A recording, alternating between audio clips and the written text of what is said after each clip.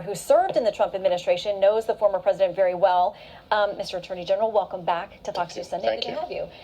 What about this chief argument that comes up for the president's allies and his legal team that this should have been handled under the Presidential Records Act, not this Espionage Act charge and other federal statutes that were used here? Well, it started out under the Presidential Records Act and the archives trying to retrieve documents that Trump had no right to have. But it quickly became clear that what the government was really worried about were these classified and very sensitive documents. I was shocked by the degree of sensitivity of these documents and how many there were, frankly. And so the government's agenda was to get those, protect those documents and get them out. And I think it was perfectly appropriate to do that. It was the right thing to do. And I think the counts under the Espionage Act that he willfully retained those documents are solid counts. Now, I do think we have to wait and see what the defense says and what proves to be true. But I do think that even half of what Andy McCarthy said, which is if even half of it is true, then he's toast. I mean, it's a very detailed indictment. And it's very, very damning. And this idea of presenting Trump as a victim here, a victim of a witch hunt, is ridiculous. Yes, he's been a victim in the past. Yes, his adversaries have obsessively pursued him with phony claims. And I've been at his side defending against them when he is a victim. But this is much different. He's not a victim here. He was totally wrong that he had the right to have those documents. Those documents are among the most sensitive secrets that the country has.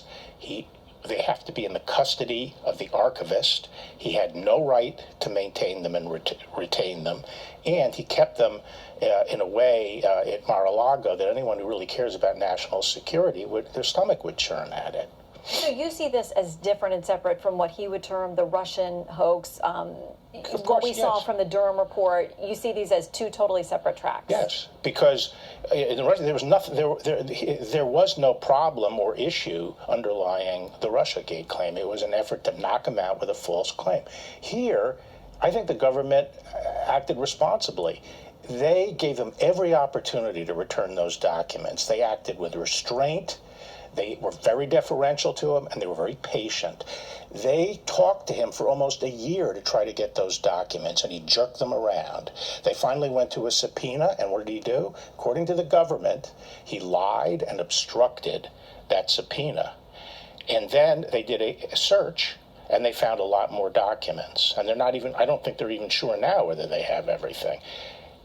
So they acted in a very patient way, and what they were met with was, according to the government and the indictment, very egregious obstruction. Let me ask you this and clarify, because the Justice Department has wanted to say over and over again, this is not something Merrick Garland, the Attorney General, was involved in. This is the special counsel, Jack Smith, has complete autonomy, makes these own decisions. But in a case of this import, and with a special counsel statute, would this have to go to the Attorney General for some kind of review or decision-making process before this indictment happens and goes public? Well, under the regulation, the call can be made just by the special counsel, but I'm sure they had worked out an agreement whereby he would keep the Attorney General in the loop, and if the Attorney General had strong feelings, he'd voice them. But I think the Attorney General said pretty early on he would be guided by the recommendation of the counsel. Now, we can't forget here that this entire thing came about because of reckless conduct of the president. If he had just turned over the documents, which I think every other person in the country would have done, they're the government's documents. They're official records. They're not his personal records. Battle plans for an attack on another country or Defense Department documents about our capabilities are in no universe Donald J. Trump's personal documents. They are the government's documents. What about the arguments they'll say, okay, when it came to President Obama leaving, or, President Biden was vice president when some of these documents allegedly that he's got, that's a different question. But when you think about somebody like President Obama or President Clinton, the sock drawer case with President Clinton, yes, they'll point to these and say, listen, so there are two big lies, I think, that are out there right now. One is, these other presidents took all these documents. Those were situations where they arranged with the archives to set up special space under the management control and security provided by the archivist to temporarily put documents until the libraries were ready. These were not people just putting them in their basement, okay? And the second thing that the president, this idea that the president has complete authority to declare any document personal is obvious. It's facially ridiculous. That opinion had to do with the distinction between official records, which are records prepared by government agencies for the purpose of government action, and personal documents as opposed to official documents, which are things prepared by the president, such as a diary or notes, which are not used in the government's deliberations. And yes, as to the second class, stuff that the president himself generates, the president has some discretion. But these are official documents. It's inarguable.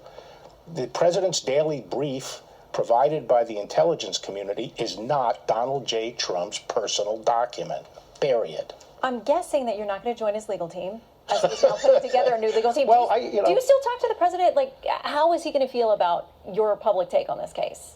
Well, he's been angry with me for a while, but I defend the president on Russiagate. I stood up and called out Alvin Bragg's politicized hit job, and I have spoken out for 30 years about the abuse of the criminal justice process to influence politics. But this is simply not true. This particular episode of trying to retrieve those documents, the government acted responsibly, and it was Donald J. Trump who acted irresponsibly. So again, innocent until presumed innocent unless otherwise proven guilty beyond a reasonable doubt. Jack Smith said that in a court of law when he talked to us on Friday about this.